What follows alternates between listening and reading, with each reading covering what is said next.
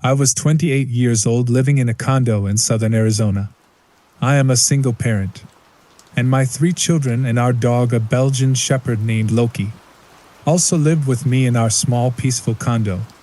Our neighborhood was really nice, and the people were friendly. My kids played outside with the neighbor's kids every day. I didn't have to watch them closely because our neighbor had his garage open all day. He worked on race cars, and he watched over the kids while they played. One evening in the fall of 2016, I was doing my usual chores like vacuuming, cleaning the rooms, doing laundry, and so on.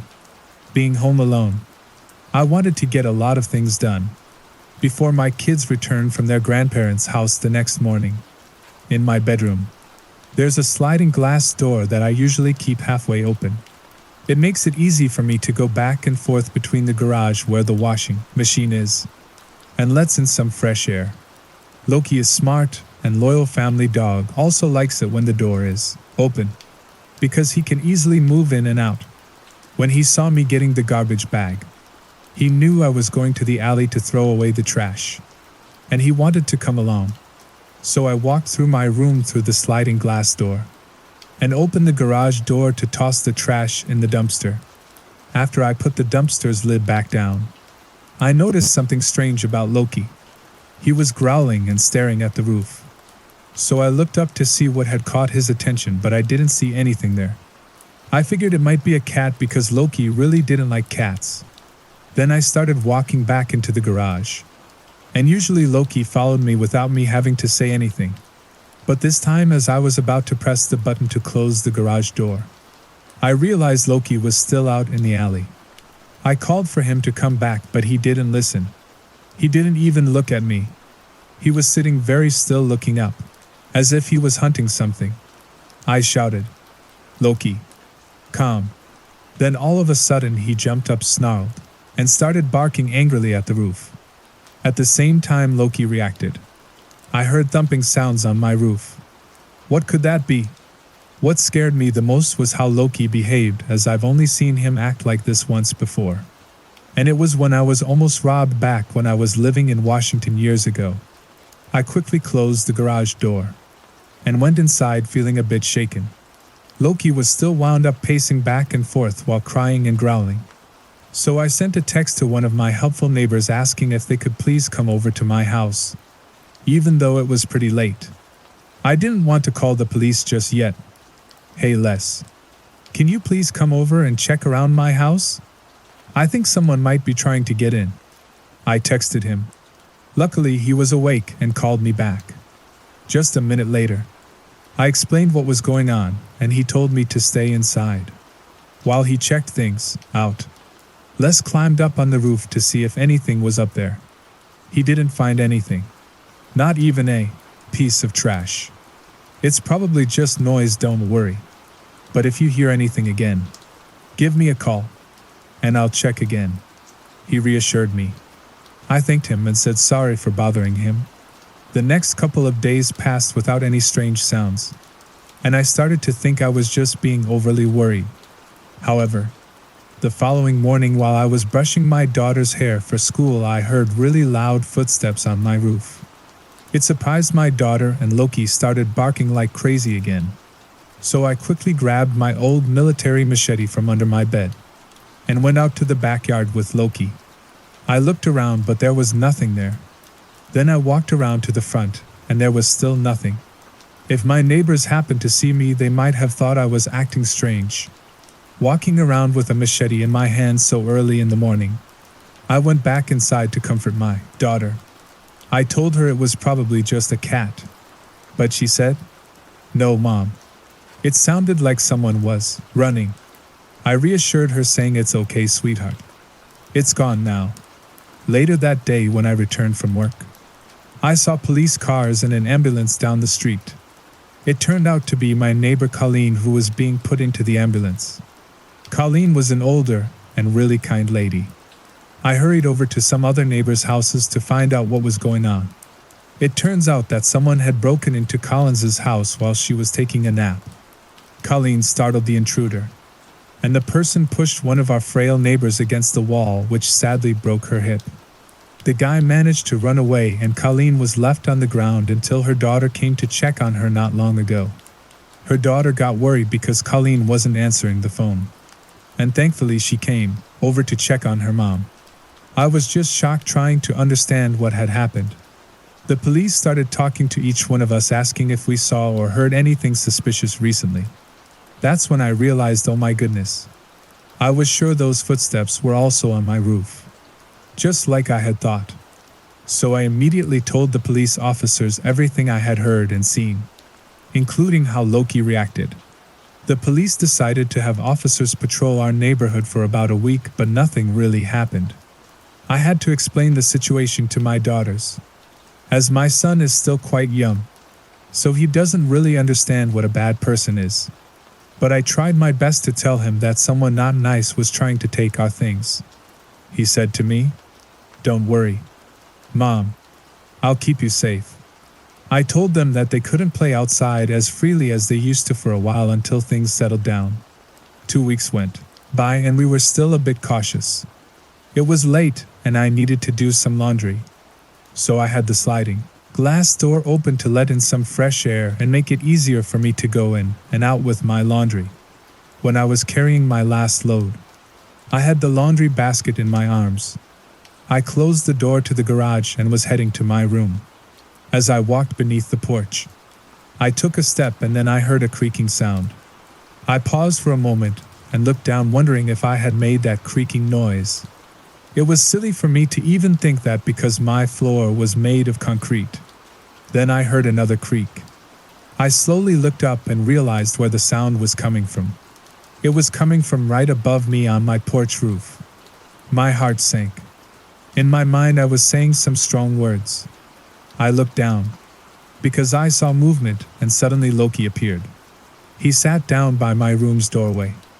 I signaled to him quietly saying, "Loki, come." At first he wagged his tail thinking we were going to play.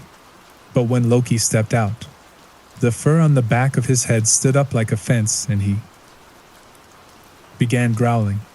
He walked out from under the porch, turned, snarled, and then dashed back inside as I was closing the sliding door. I yelled, "Loki, come," in a loud and commanding voice so he would listen. He came running inside and I locked the door immediately. I saw a shadowy figure jump from my roof to the ground. My oldest daughter came into the room and asked what was happening. I told her to grab my phone and call 911 right away. Then I told my other daughter to get her little brother and lock themselves in the bathroom. "Take Loki with you and don't open the door for anyone except me or the police." I told them they were scared and wanted me to stay with them, but I couldn't. I reassured them saying it'll be okay. Just go. Loki was really agitated and ready to confront this person, but I was absolutely terrified and shaking. I've been to war and seen many things, but when my children were in danger like this, it was a different kind of fear. When I turned back to look outside, I saw the intruder right in front of me on the other side of the glass door staring at me, menacingly. He had on a hoodie and was holding a crowbar. I remembered my machete was right by my nightstand next to me, but I didn't want him to know I had it yet. If he tried to break in, I wanted to surprise him. Then he started jiggling the door handle trying to open it. I asked him angrily what he wanted. He said, "Listen, you and your kids don't need to get hurt. Just let me in and let me take your TVs." I replied firmly, "No way. That's not going to happen, jerk.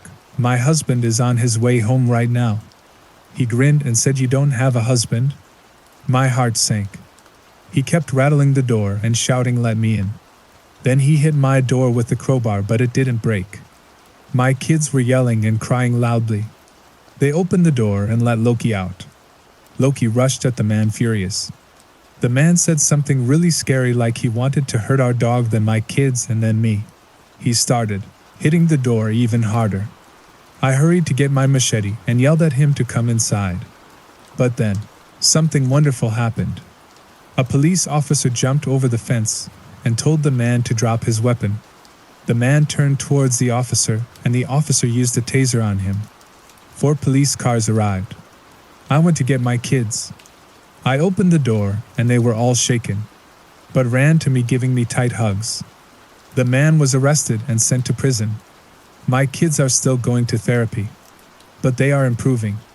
I'm doing all I can to support them through everything. We still have Loki with us, and we love him dearly. Loki played a big role in keeping us safe just like the police did. I hope I never have to see the person who attacked us again. If I ever do, I'm not sure I could control my anger and what I might do to him.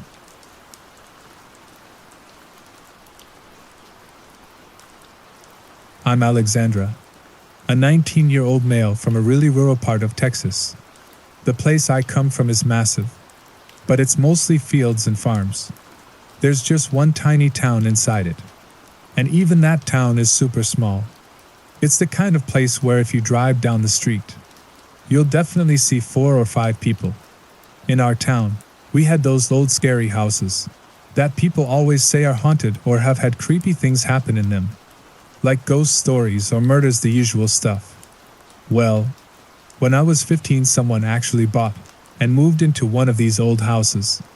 It surprised the town, because this particular house was incredibly old, because it had been around since before the Civil War, and nobody ever thought someone would buy it. But then out of nowhere, this guy shows up and buys it.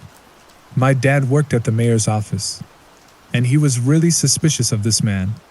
It turns out the guy didn't have any idea on him, which is pretty strange for someone buying a house. So one night when my parents told me they were going on a trip out west for a week, and they were leaving me home alone, I was super excited about it because I had a girlfriend at the time, and we were getting closer. So this was the perfect chance for us. So I was home alone, sitting on the couch watching TV. I changed the channel to the local news, and they were talking about a dangerous criminal who had escaped from prison. He was wanted for breaking into homes, hurting people, doing bad things to kids, and even murder. They said he had been seen not too far from our area a couple of months ago. Suddenly I remembered the strange guy who moved into the old creepy house nearby. Just then I got a notification from the Ring doorbell up that someone was at the door. I went to answer it, and it was my girlfriend. We made some food and then got closer in a special way. I won't give you all the details, but it didn't take long before we went to my bedroom. While we were busy with our thing, I heard my phone making a sound and I saw another message from the Ring app. I mostly ignored it, thinking it was maybe just a deer or something, as they're pretty common in our area. But then we heard a knock on the door. We both jumped out of the bed thinking it might be her parents. But then we realized it was almost 2 a.m. I checked my phone and saw the guy who lived in the old house on the camera. He was just standing there in front of the door, peeping in through the little window at the top of the door frame. My girlfriend and I heard they got dressed and moved to the living room. I stood in front of the door trying to stay really quiet, and I started listening carefully. Now let me tell you, this guy was breathing really loudly. I mean, it was so loud that I could hear it from the other side of the door. After a few minutes he started knocking on the door. Those knocks turned into hard bangs after just a few seconds, and he began yelling that he knew we were inside and demanded us to open the door. That's when I went into fight or flight mode. I led my girlfriend up the stairs and went into my dad's office on the 2nd floor. I got a handgun from the cabinet. After that I told my girlfriend to calm down and call the police. Then I told her to hide in my parents' closet. We heard a window downstairs break. And then he shouted, "You better hope I don't find you, because I'm going to hurt both of you. And I'm going to make you watch." This made it clear what the man wanted. So I got the gun ready and aimed it at the door while my girlfriend was calling the police.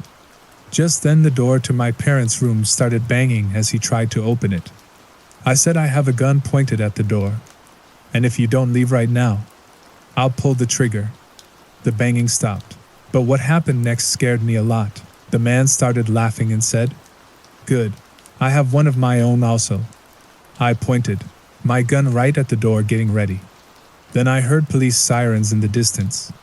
The man on the other side of the door must have heard it too, because he quickly went down the stairs and ran out the door. The police arrived and asked us questions, and they stayed with us. Later that night, my parents flew back home and promised they never leave me alone like that again. We didn't stay in Texas for much longer after that. We moved to Ohio because my dad's job had an office in Columbus. But even after all these years, I decided to do some research, and I found out that the man was never caught. He was last seen on that night. I really hope that after what he did to me, he either left the country or got caught trying to break into someone else's home.